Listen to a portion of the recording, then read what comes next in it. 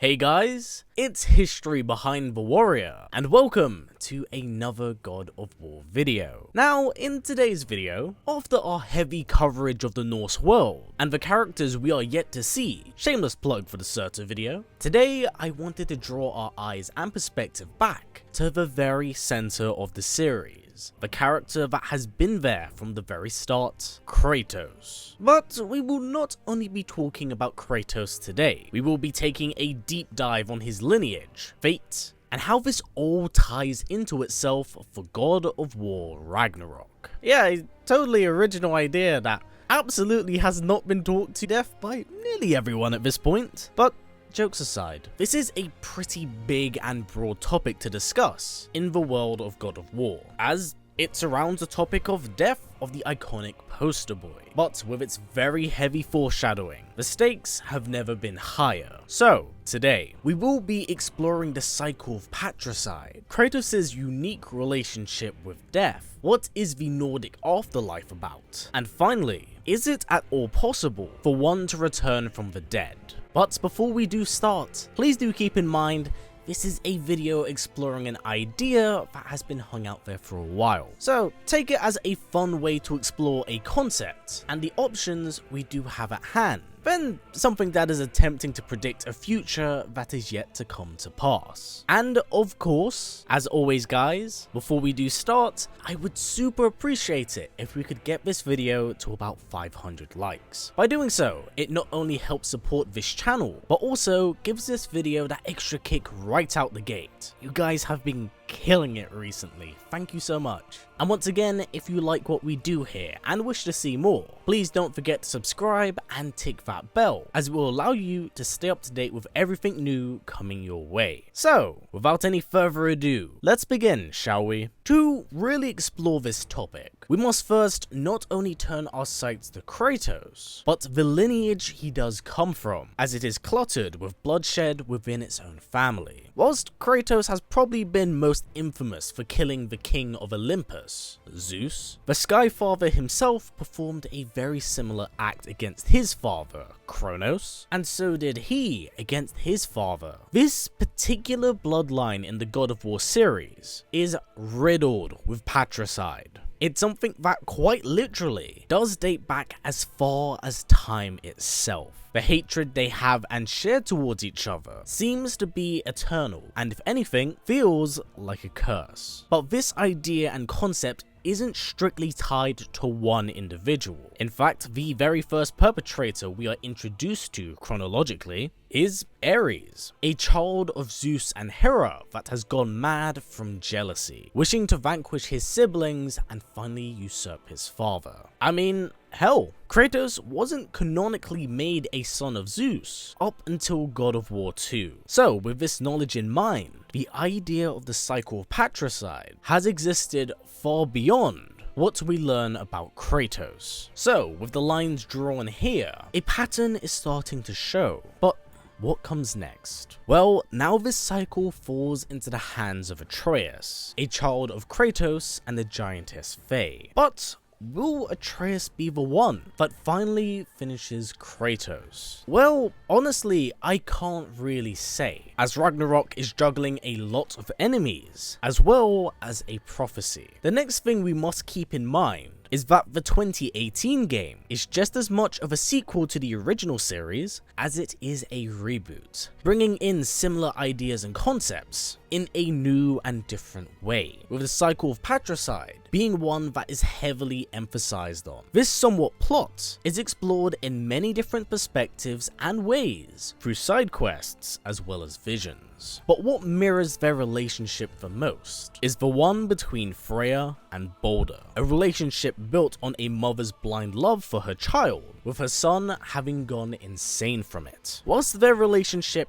isn't the exact same, there are most certainly similarities between the two. I believe what makes that relationship so incredibly agonizing is when you see Balder succumb to the very fate Kratos had, the path of vengeance and a child killing their parent. Balder's death in the fourth game could be seen as symbolic for a number of different reasons, and I don't strictly mean just for Ragnarok. From the perspective of Kratos, this may be seen as a way for him to kill the mistakes of his past. Whilst it does not erase what he has done, from the Spartan's perspective, he probably believes that he's doing the right thing by stopping someone from treading down the same destructive path he had. For Atreus, this is a very real and very visual representation of the cycles between fathers and sons, and how in the end, he may not be so different from his father. During their journey, there was no doubt turmoil between the two, but as time passed by, father learns from son, and son learns from father. By the end of the story, the two become a unit, but as Atreus learns of his lineage, he comes to the painful realization that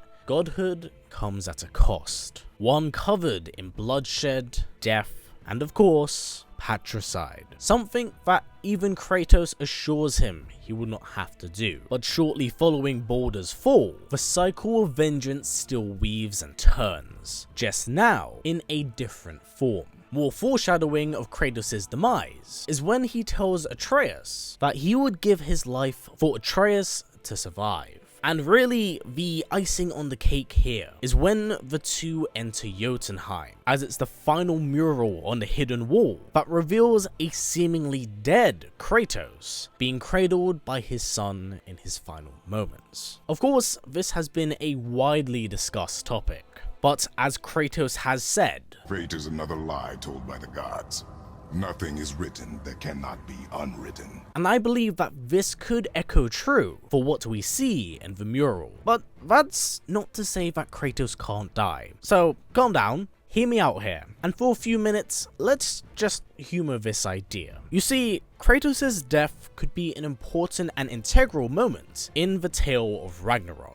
With the Spartan not being a part of the mythological prophecy of Ragnarok, it does allow the writers to narratively weave this character in and out of the mythos, and have him work around its established lore and characters. Kratos' death could be a good way of thrusting Atreus into a scenario where he must take on his father's teachings to survive. But that's not to say that we will be playing as Atreus from that point onwards, as well, for some reason, many people have seemed to have forgotten that Kratos has an incredibly unique relationship with death. He has actually died once in every mainline game, minus the 4th game. This is the only one where he actually hasn't perished. But even then, he still ends up in hell. So the idea of Kratos dying is always possible, and honestly, it's not that big of a deal. Let's face it, Kratos is quite literally the man that is too angry to die. The hands of death have not claimed Kratos yet, despite the numerous times that really they should have. But what about the Norse games? We are now in a different pantheon, so different rules apply. Well, let's talk about them, shall we? When someone does perish in the Norse world, they go to one of two different places. The first is Hell, or Helheim, where the sick and those who have died a dishonorable death do go. Those, however, who die in battle or glory are guided to the halls of Valhalla. These warriors are branded as Odin's chosen for the day of reckoning, Ragnarok. Now, if you think about it, there are a number of different outcomes for how Kratos could survive this and use it to his advantage. The first being Helheim. Naturally, this is where I would expect Kratos to go, as he's an enemy of Asgard. But this is actually in the favor of Kratos, as its ruler, who we are yet to meet or see mind you, is the goddess of death, Hel. And for those of you who do not know Hel from Norse mythology, she is the child of Loki and Angrboda, one of the 3 giants that is destined to bring on the destruction of Asgard. Now, coming off the assumption that she, much like Fenrir and Jormungandr, were tossed back in time at the end of their Ragnarok cycle, it wouldn't surprise me if Hel were to play a helping hand in guiding Kratos back to the land of the living. But is this possible? Well, yes it is. In actual Norse mythology, this idea is loosely teased at by Hel. Shortly following the death of Baldur, the goddess of death would be approached by Odin's wife Frigg. She would beg Hel to return her son from the underworld, as he had died a dishonorable death from a mistletoe arrow. And whilst she was on the opposing side of Asgard, Hel decided to humor Frigg, and did agree to doing this, but only if every being, both alive and dead, in all the 9 realms would weep for him. Many did so, and Baldur's return seemed imminent, except one being, the giant Pock, who shed no tear for the Odin son. It is actually widely believed that this was Loki in disguise. So Baldur's resurrection was denied, and thus he remained in the depths of Helheim, having not returned from the dead. So the idea of escaping Helheim is indeed possible, and whilst yes, we have seen Mimir come back from the dead, he actually is still technically dead, as he falls under reanimation instead of full-blown resurrection, which is something I do believe Hel can do. But with Kratos' relation to her, as he would technically be her grandfather, I can see her giving the Spartan a free pass in the world of the dead, especially after seeing how much of a helping hand Jormungandr played in the last game. Now of course, let's talk about our other option, Valhalla. Once again, I believe this is a very strange but unique situation. After the halls of Valhalla were shut, the Valkyries went insane and so were imprisoned. Because of this, the dead would overflow the realm of Midgard. But much has changed since the Valkyries' banishment. With the assistance of Kratos, the angelic warriors were finally freed, and the realms were finally starting to be cleansed. So, with the Valkyries in debt to Kratos, I believe that if a death were to occur, then it may be possible for him to be guided to the halls of Valhalla. But it wouldn't be as a way to pass on, but instead a way to fight Asgard from within. So, during Ragnarok, a war could be fought on 2 fronts, one outside of Asgard, and one from the heart of the kingdom. But then again, this is all hypothetical on my part. Even with the 2 options at hand, I still think that Helheim is the more likely option of the 2. But one thing I really wanted to point out here is that resurrection is indeed possible, and those that are guided to the halls of Valhalla do make a very small appearance in the God of War Ragnarok trailer. So we have established that there are 2 ways to survive death here.